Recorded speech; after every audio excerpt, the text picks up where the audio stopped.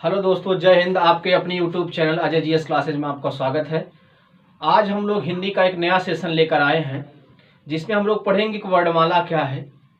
वर्णमाला के अंतर्गत हम लोग पढ़ेंगे वर्ण किसे कहते हैं, वर्ण कितने भाग होते हैं, स्वर क्या होता है, व्यंजन क्या होता है, स्वर कितने प्रकार के होते हैं, व्यंजन कितने प्रकार के होते हैं, किसके आधार पर हम स्वर का निर्धारण करते हैं, ये स्वर है, किस आधार पर निर्धारण करेंगे, यह व्यंजन है। तो स्वर और व्यंजन, ये जो वर्णमाला की क्लास है, दोनों डिपेंड है टोटल स्वर और व्यंजन पर। स्वर और व्यंजन के माध्यम से हम आज पूरी इस क्लास में वर्णमाला को सीखेंगे कि अंतस्थ व्यंजन क्या होते हैं, ऊष्म व्यंजन क्या होते हैं, संयुक्त व्यंजन क्या होते हैं, द्विगुण व्यंजन क्या होते हैं। इन सबको आज की क्लास में हम सीखेंगे। तो आइए हम जानेंगे सबसे पहले इस वर्णमाला की क्लास में सबसे पहले आज हम जानेंगे कि वर्ण क्या होता है। सबसे पहले हम लोग जानेंगे कि वर्ण क्या होता है। भाषा की जो सार्थक इकाई होती है, भाषा की जो सार्थक इकाई होती है, भाषा की सार्थक इकाई जो होती है वो वाक्य होती है। भाषा की जो सार्थक इकाई होती है वो वाक्य होती है। वाक्य से जो छोटी इकाई होती है ये उपवाक्य होती है। उपवाक्य से जो छोटी इकाई होती है वो पदबंध होती है। क्या होती है? पदबंध होती है। और पदबंध से जो छोटी इकाई होती है वो पद होती है, जिसे हम शब्द कहते हैं। और इससे छोटी जो इकाई होती है वह होती है वर्ण या अक्षर। वर्ण या अक्षर। हम लोगों ने देखा कि भाषा की जो सार्थक इकाई होती है वह वाक्य होती है। वाक्य की जो छोटी इकाई होती है वह उपवाक्य होती है। और उपवाक्य से जो छोटी इकाई होती है पदबंध होती है। और पदबंध से जो छोटी इकाई होती है वो पद होती है, शब्द होती है। और जो इससे छोटी इकाई होती है वर्ण या अक्षर होती है। तो हम लोगों ने देखा जो भाषा की सबसे छोटी इकाई होती है उसे हम वर्ण या अक्षर कहते हैं। ध्वनि या वर्ण या अक्षर कहते हैं। यहाँ पर तीन शब्द देखने को मिल रहा है कि ध्वनि या वर्ण या अक्षर। ये दोनों चीज तो सेम है लेकिन ये अक्षर अलग है। हम इसको आगे जानेंगे कि वर्ण और अक्षर में क्या डिफरेंस होता है। तो हम लोग पढ़ रहे थे वर्णमाला के सेंस में भाषा की जो सार्थक इकाई होती है वह वाक्य कहलाती है। वाक्य से जो छोटी इकाई होती है वह उपवाक्य कहलाती है। उपवाक्य से जो छोटी इकाई होती है पदबंध कहलाती है। पदबंध से जो छोटी इकाई होती है पद कहलाती है। और पद से जो छोटी इकाई होती है वर्ण या अक्षर कहलाती है। वर्ण या अक्षर या ध्वनि कहलाती है। तो हम लोग जानेंगे कि सबसे पहले जानेंगे कि वर्ण क्या होता है। सबसे पहले हम लोग जानेंगे कि वर्ण क्या होता है। वे ध्वनियां जिसका खंडन ना किया जा सके। वे ध्वनियां जिसका खंडन ना किया जा सके, जिसको अलग ना किया जा सके, ऐसे ध्वनि को हम वर्ण कहते हैं। क्या कहते हैं? वर्ण कहते हैं। वे ध्वनियां जिसका खंडन ना किया जा सके, जिसको अलग ना किया जा सके, ऐसे ध्वनियों को हम वर्ण कहते हैं। क्या कहते हैं? वर्ण कहते हैं। जैसे आ, ई, उ या री। आ, ई, उ या री, ये सब हमारे क्या हैं? वर्ण है। क्या है? वर्ण। वर्ण मुख्यतः दो प्रकार के होते हैं। वर्ण मुख्यतः दो प्रकार के होते हैं। पहला होता है स्वर और दूसरा होता है व्यंजन। पहला होता है स्वर और दूसरा होता है व्यंजन। यहां पर प्रश्न ये है कि स्वर किसे कहते हैं और व्यंजन किसे कहते हैं। हम पहले स्वर और व्यंजन के डिफिनीशन जानेंगे, उसके बारे में जानेंगे स्वर कितने प्रकार के होते हैं, व्यंजन कितने प्रकार के होते हैं, इन सब बारे में हम सीखेंगे। वर्णमाला की संख्या टोटल कितनी होती है, लेखन के आधार पर कितने होते हैं, उच्चारण के आधार पर कितने होते हैं, इन सब के बारे में हम बाद में जानेंगे। पहले हम इस चैप्टर का एक थोड़ा सा हम बेस तैयार करना चाहते हैं, उसके बाद हम एक एक करके सीखेंगे। स्वर क्या होता है? वे ध्वनियां या वे वर्ण जिनका उच्चारण किसी अन्य उच्चारण की सहायता से हो, अर्थात वे ध्वनियां जिनका उच्चारण करने में किसी अन्य ध्वनियों की आवश्यकता नहीं पड़ती है, उसे हम स्वर कहते हैं। क्या कहते हैं? स्वर कहते हैं। और व्यंजन किसे कहते हैं? जिन अक्षरों का उच्चारण करते समय या जिन ध्वनियों को उच्चारण करते समय स्वर की आवश्यकता होती है, उसे हम व्यंजन कहते हैं। अर्थात स्वर जो होता है वो आत्मनिर्भर होता है, जबकि व्यंजन जो होता है वह स्वर पर निर्भर होता है। व्यंजन और स्वर में सिर्फ डिफरेंस यही होती है कि व्यंजन का जब भी हम उच्चारण करते हैं बिना स्वर की सहायता से नहीं किया जा सकता, जबकि जब हम स्वर का उच्चारण करते हैं यह आत्मनिर्भर होता है। इसको उच्चारण करते समय किसी अन्य अक्षर की या किसी अन्य ध्वनि की आवश्यकता नहीं पड़ती है, उसे हम स्वर कहते हैं। जिन अक्षरों का उच्चारण करते समय किसी अन्य ध्वनि या अक्षर की आवश्यकता नहीं पड़ती है, उसे हम स्वर कहते हैं। और जिन अक्षर या ध्वनि का उच्चारण करते समय हम किसी अक्षर की आवश्यकता पड़ती है या स्वर की आवश्यकता पड़ती है, उसे हम व्यंजन कहते हैं। स्वर और व्यंजन की यदि हम बात करें तो स्वर जो है, स्वरों की संख्या 11 बताई गई है और व्यंजन की संख्या 35 बताई गई है। अगर वर्णमाला की हम बात करें, स्वर और व्यंजनों की संख्या को मिलाकर टोटल 52 है। कहीं कहीं हम देखेंगे कि स्वर की संख्या 13 है, कहीं कहीं हम देखेंगे कि उच्चारण के स्थान पर व्यंजनों की संख्या 45 है, कहीं कहीं हम देखेंगे कि लेखन के आधार पर व्यंजनों की संख्या कुछ अलग है। तो इन सब के बारे में हम एक एक करके सीखेंगे कि किसके आधार पर स्वर की संख्या 13 है, व्यंजन की संख्या 35 है। आइए हम लोग सीखते हैं आज। एक बार इसका आप लोग स्क्रीनशॉट लेना चाहते हैं, स्क्रीनशॉट लीजिए, फिर आगे नेक्स्ट क्लास लेते हैं। व्यंजन या स्वर की हम बात करें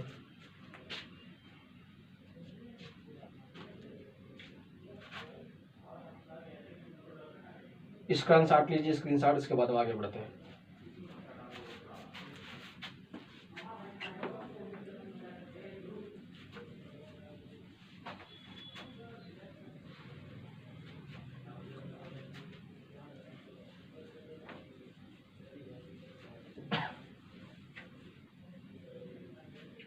आइए हम जानते हैं, सबसे पहले टॉपिक जो पढ़ेंगे वर्ण के प्रकार में। वर्ण हमने कहा कि वर्ण 2 प्रकार के होते हैं, स्वर और व्यंजन। स्वर और व्यंजन, स्वर और व्यंजन। वर्ण 2 प्रकार के होते हैं, स्वर और व्यंजन। हम जानेंगे कि स्वर किसे कहते हैं। अभी हम लोगों ने कहा कि स्वतंत्र रूप से बोलने के लिए या स्वतंत्र रूप से बोले जाने वाले वर्ण ही स्वर कहलाते हैं। स्वतंत्र रूप से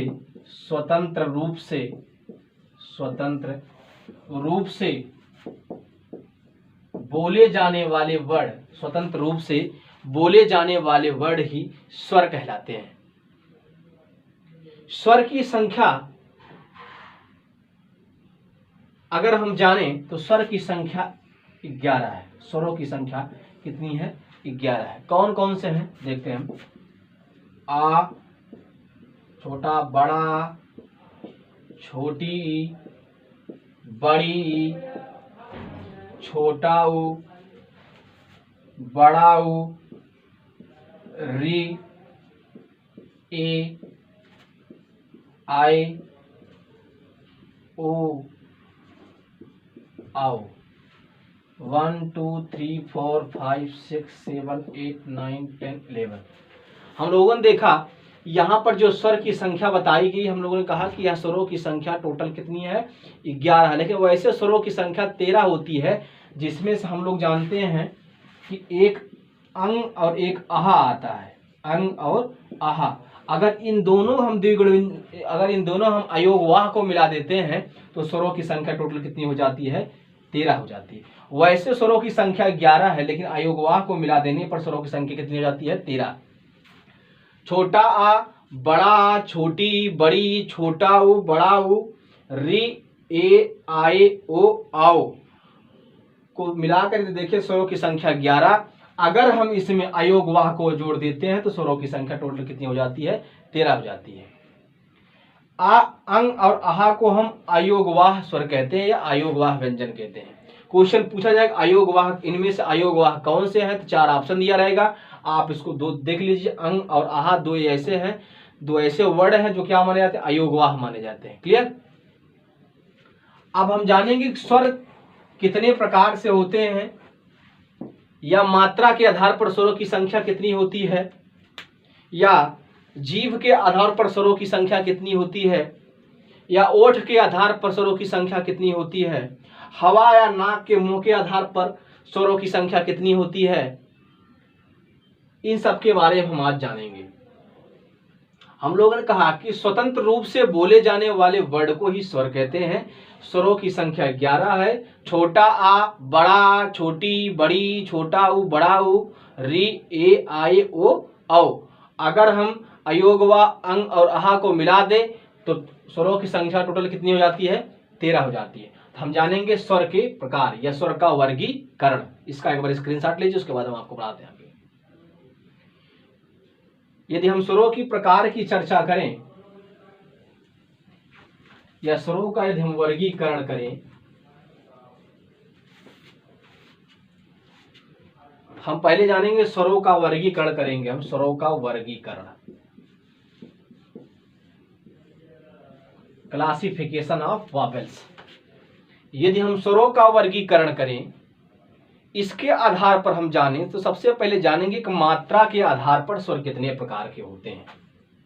पहला पॉइंट है मात्रा के आधार पर स्वर कितने प्रकार के होते हैं। मात्रा के आधार पर, मात्रा के आधार पर जो स्वरों की संख्या बताई गई है, मात्रा के आधार पर स्वरों की संख्या 3 बताई गई है। पहला है हरस स्वर, दूसरा है दीर्घ स्वर, तीसरा है प्लुत स्वर। मात्रा के आधार पर जो स्वरों का निर्धारण किया गया है, मात्रा के आधार पर स्वरों की संख्या 3 बताई गई है। पहला है हरस स्वर, दूसरा है दीर्घ स्वर, तीसरा है प्लुत स्वर। हम जानेंगे कि हरस स्वर किसे कहते हैं, दीर्घ स्वर किसे कहते हैं और प्लुत स्वर कहते हैं। हरस स्वर कितने प्रकार के होते हैं, दीर्घ स्वर कितने प्रकार के होते हैं और प्लुत स्वर कितने प्रकार के होते हैं। पहले जानेंगे हम कि हरस स्वर किसे कहते हैं। जिनके उच्चारण में कहा जाता है कि जिनके उच्चारण में, जिनके प्रोनाउंसिएशन में कम समय लगता है या एक मात्रा का समय लगता है, जिनके उच्चारण में कम समय लगता है या एक मात्रा का समय लगता है, उसे हम हरस स्वर कहते हैं। जैसे छोटा आ, छोटी ई, छोटा ओ। जिनके उच्चारण में कम समय लगता है या एक मात्रा का समय लगता है, उसे हम कहते हैं क्या? हरस स्वर कहते हैं। जैसे छोटा आ, छोटी ई और छोटा उ। जब हम हरस स्वर की बात करते हैं, हरस स्वर वह स्वर होता है जिनके उच्चारण में कम समय लगता है या एक मात्रा का समय लगता है, उसे हम हरस स्वर कहते हैं। जैसे छोटा आ, छोटी ई, छोटा उ। अर्थात हरस स्वरों की संख्या टोटल कितनी है? 3 प्रकार की। हरस स्वरों की संख्या कितनी है? 3 प्रकार की। दूसरा है दीर्घ स्वर। क्या होता है? दीर्घ स्वर वह स्वर होता है जिसके उच्चारण में हरस स्वर से अधिक समय लगता है। दीर्घ स्वर वह स्वर होता है जिसके उच्चारण में हरस स्वर से अधिक समय लगता है या 2 मात्रा का समय लगता है। ऐसे स्वर को हम क्या कहते हैं? दीर्घ स्वर कहते हैं। वे स्वर जिनके उच्चारण में हरस स्वर से ज्यादा समय लगता है या 2 मात्रा का समय लगता है, ऐसे स्वर को हम क्या कहते हैं? दीर्घ स्वर कहते हैं। इसमें कौन कौन से आएगा? बड़ा आ, बड़ी ई, बड़ा उ, ए, आए, ओ आओ। कौन कौन से? बड़ा आ, बड़ी ई, बड़ा ऊ, ए, आए, ओ, आओ। और एक चंद्रमा वाला जो आता है वह भी इसी के अंतर्गत आता है। अर्थात दीर्घ स्वरों की संख्या जो बताई गई है